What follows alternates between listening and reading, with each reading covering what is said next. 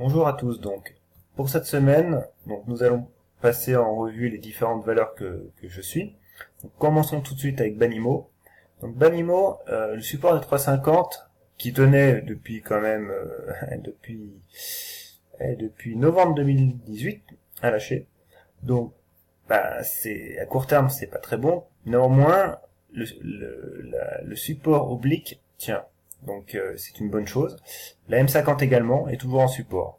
Donc maintenant, à très court terme, c'est méfiance. Mais à moyen terme, tant que le support des 3,30 tient, et qui est le niveau de la Bollinger inférieure, voilà, le prix reste neutre. Bon, au-delà, si on continue à descendre, après on reviendra sur le bas du range long terme, qui est à 3,12. Pour l'instant, on n'y est pas encore. Donc voilà pour elle. Après, continuons donc avec Xemar. Donc Xemar, elle, il y a toujours peu de volatilité cette semaine. Alors, voilà, le graphe, toujours peu de volatilité. Ça bouge très peu. La résistance oblique, le support oblique est toujours en support. On est toujours capé par notre résistance oblique également, et le niveau, notre niveau pivot qui correspond au niveau de la M200 et de la Bollinger supérieure à 7 €. Voilà. Tant que les 7 € sont pas franchis à la hausse, on n'aura pas mieux. Donc, continuons maintenant avec Bekaert. Alors, Bekaert, alors, il y a plusieurs choses à dire. Donc déjà, bon, en hebdomadaire, on voit très bien l'échec qu'on a eu la semaine dernière sous 24 €. Donc, la résistance oblique qui a mis le prix en échec. La semaine d'avant, le prix avait déjà été mis en échec avec l'apparition d'une mèche. Mais la semaine dernière, c'était validé. Et cette semaine, maintenant, la résistance, la zone de support des 24 €, qui était notre pivot à franchir, devient résistance. Donc voilà. Pour l'instant, le prix est mis en échec. Maintenant, si on passe en journalier, donc en journalier, on peut affiner un peu plus la situation et on voit très bien que le prix actuellement est sur la zone des 22 €. Donc cette zone, pareil, elle doit tenir avec la résistance oblique. Autrement, tout potentiel haussier sera remis pour plus tard. Donc continuons avec Enertime. Donc Enertime, c'est quand aujourd'hui, vendredi, oui, elle a fait une très belle hausse, mais pareil, cette hausse échoue sous les plus hauts récents, donc à 1,92 €, 1,93. Néanmoins, pareil, elle franchit donc du coup ce canal baissier avec la M200. Donc tant que le prix préserve le niveau de la M200 et cette oblique, cette résistance oblique qui peut devenir potentiellement support oblique, c'est bon. Donc du coup, on va passer pour elle en hebdomadaire. Parce qu'en hebdomadaire, on voit que le prix s'est pas arrêté n'importe où également.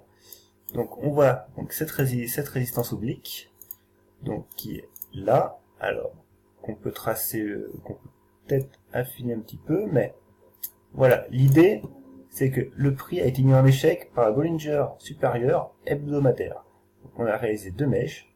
Donc tant que ce niveau ne sera pas franchi, pareil, le prix sera neutre.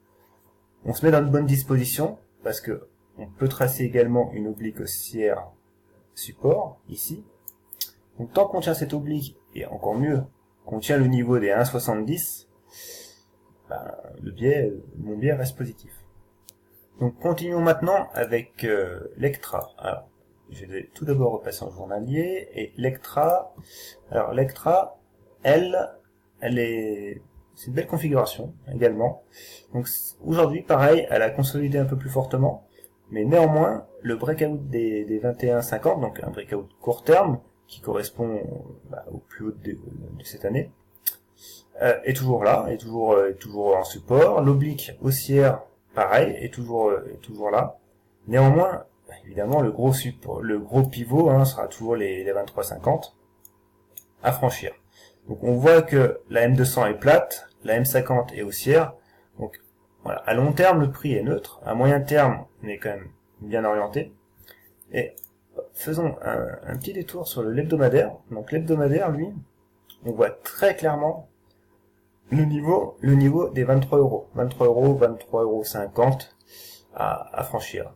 Et tant que les 21, 22 euros tiennent, ben, voilà, on peut rester positif, quoi. Alors, d'ailleurs, cette zone-là, je peux la mettre en vert. Voilà. Donc voilà. Donc, 23,50 à dépasser pour viser, soit viser les 28 euros. Puis après, les plus hauts, évidemment, à 30 euros. Mais bon, on n'y est pas. Donc, continuons maintenant avec Atari. Donc, Atari, donc, pareil, une valeur que je suis. Donc, voilà. Elle, pour l'instant, elle est en range, hein, en range entre 0,32 et 0,35, 0,356. Donc, voilà, pareil. Actuellement, ça reste toujours neutre, hein, mais le prix, à court terme, on va dire que on se redirige quand même sur le bas du range. On voit que l'oblique haussière est devenue résistance. Le prix a également échoué sur la M7. Donc à très court terme, c'est baissier, à moyen terme, c'est neutre. C'est neutre sous 0,35 et surtout à dépasser les 0,38. On se méfiera tout de même de la M200 qui arrive. Donc voilà. Elle est à surveiller, mais pour l'instant c'est un peu prématuré. Alors maintenant, Innate Pharma. Alors Innate Pharma, pareil, donc du coup, la semaine dernière, on a cassé notre canal baissier, biseau descendant, on va dire. On l'a cassé, mais on n'a pas réussi à dépasser les 6,70. Donc du coup, on est coincé dans une espèce de range entre 6,80 et 6,85 et 6 euros. Donc, moi, ce qui m'intéresse sur celle-là, c'est pas tellement le breakout haussier, c'est surtout la zone de support. La zone de support qui est à 6 euros, donc seuil psychologique, mais surtout également niveau de la M200, donc qui est confondu avec mon support. Donc, j'attends réellement de voir la réaction du prix sur ce niveau. Parce que c'est un niveau fort, un niveau qui avait lancé, on va dire, le run haussier d'octobre. Donc, voilà, je suis en attente de cette réaction-là. Et si on passe en hebdomadaire, ça nous apprend pas mal d'informations aussi. On voit très bien que le niveau des 6 euros est renforcé par la M50 qui est plate, mais également aussi la Bollinger inférieure qui arrive elle à grande vitesse, hein, donc qui devrait également renforcer ce support. Donc tout combiné, on peut attendre des choses pas mal. Donc du coup, là, je repasse ça en rouge. Voilà. Après, pour un réel renouveau haussier, bon, on a cette oblique, on va dire, cette oblique baissière à franchir, la Bollinger qui arrive. Donc voilà, bon, il y a quand même des résistances sur sa tête. Mais c'est surtout de guetter le niveau des 6 euros, pour moi. Maintenant, donc continuons donc avec l'action globale EcoPower. Donc en hebdomadaire. Donc en hebdomadaire, voilà, la situation est assez simple. On a une grosse zone de résistance à 2,60, 2,65, donc qui a été marquée une fois, deux fois, trois fois, quatre fois. Et là, voilà, de nouveau, on l'avait cassé, cette zone de support a été cassée, elle se retrouve résistance.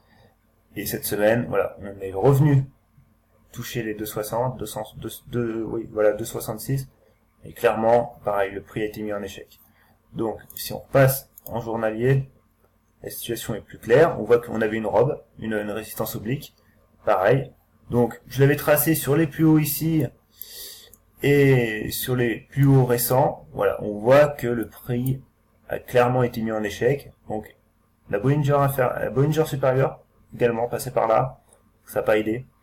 Donc voilà, maintenant le prix entre 2,60 et 2 euros. Voilà, il n'y a pas de franche direction. Donc on attendra, c'est un range. Voilà, maintenant, attendre le franchissement des 2,66 pour relancer la machine. Alors, Better Bed. Better Bed, pareil, très belle configuration. Franchement, elle est jolie. C'est vraiment une des configurations que j'aime. Donc c'est-à-dire un range avec des niveaux intermédiaires. Donc voilà, des amplitudes qui se rétrécissent. Une M200 qui s'approche. Donc bon, cette semaine, elle a un petit peu consolidé fortement. Donc le breakout pour l'instant est mis entre parenthèses, breakout haussier. Néanmoins, voilà, maintenant on surveille le support des 4,20, 4,30. Pareil, Bollinger inférieur toujours, hein. Donc, la Bollinger, dans toutes mes configurations, toutes les actions que je surveille, les Bollinger sont jamais très loin. C'est voilà, c'est un de mes indicateurs préférés. J'ai d'ailleurs fait un cours là-dessus. C'est voilà, des Bollinger resserrés, c'est vraiment une volatilité faible.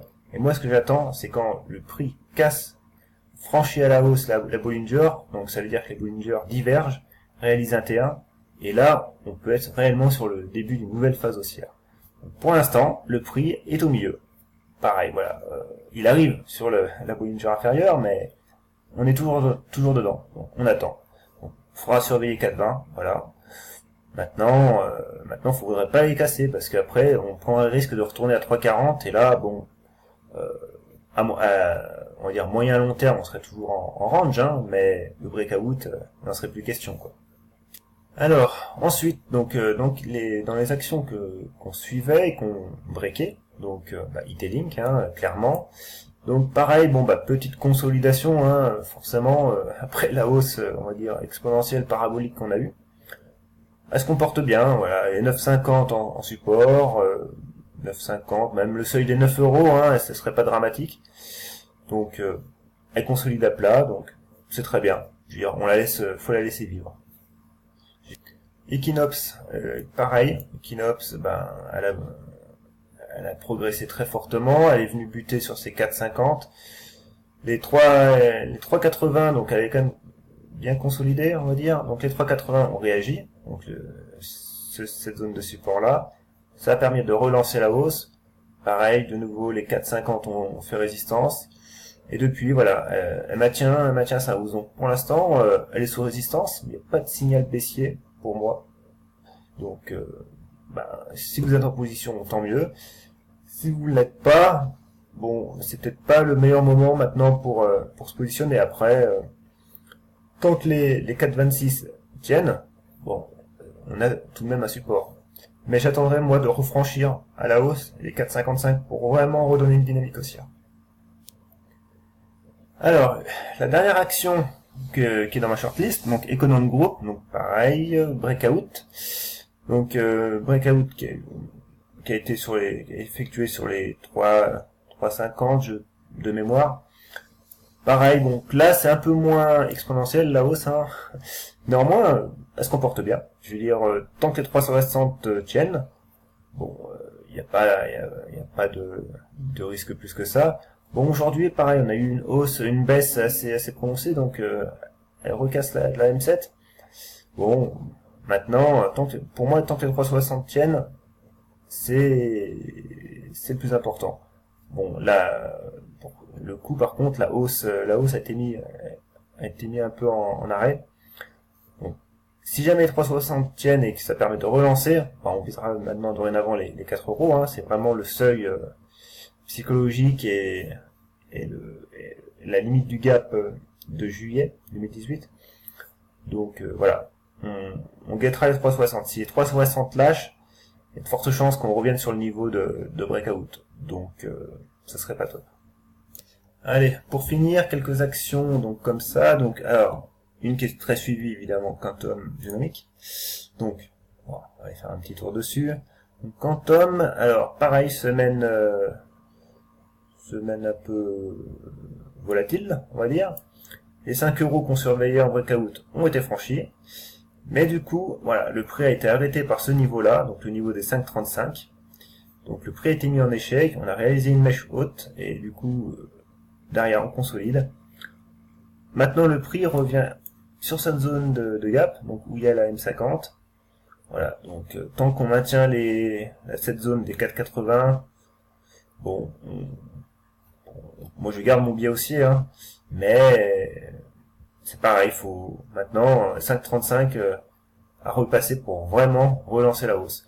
Et on peut même faire un tour sur 4 heures. Le 4 heures, le niveau des 5,35 est quand même plus clair, donc voilà. On voit très bien donc c'est cette zone là qui a été mise en échec ici. Donc et notre gap avec la M50 4 heures, pareil. Donc voilà, tant qu'on maintient cette zone, on peut très bien repartir à la hausse. Maintenant, faut la préserver réellement. Alors, une action pareille, très suivie. Farnex. Alors,